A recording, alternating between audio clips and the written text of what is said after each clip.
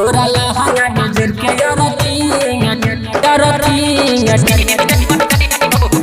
Singing by Sikandar DJ बजाई तो तोरा लहंगा नजर के गेल पगलाई आई डीजे वाला तोरा नचैत होगे डीजे वाला तोरा नचैत होगे गेल पगलाई आई डीजे वाला तोरा नचैत होगे नचैत होगे तोरा लहंगा में जोड़िया रथिंग डीजे बजैत होगे तोरा लहंगा में जोड़िया रथिंग डीजे बजैत होगे गेल पगलाई आई डीजे वाला तोरा नचैत होगे नचैत होगे तोरा लहंगा में जोड़ के यार रथिंग डीजे बजैत होगे तोरा लहंगा में जोड़ के यार रथिंग डीजे बजैत होगे। presented by Arhulia Recording Studio। इलाका किसी हो धमाका दिवाकर दीवाना भाई का ही होगा।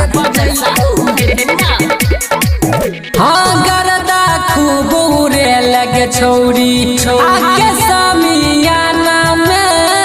भुक भुक ले जर लाइट बरई छौरा तोरा खजाना में हाँ गरदा खूब उड़े लगे छौरी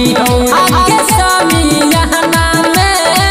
भुक भुक ले जर लाइट बरई छौरा तोरा खजाना में रंगदारी तोरा लहंगा में पिस्टल सटैतौगे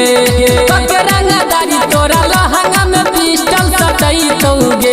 सटैतौगे तोरा लहंगा में जोड़िया रथिंग डीजे बजैतौगे तोरा लहंगा में जोड़िया रथिंग डीजे बजैतौगे। दिवाकर दीवाना भाई तोरा लहंगा में जोड़िया रथिंग डीजे बजैतौगे।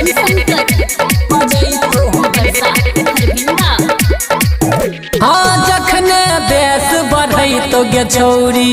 खूब हिलाई है कमरिया गे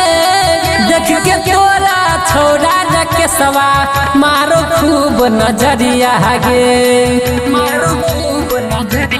हाँ हाँ जखने बेस बढ़ई तो गे छौरी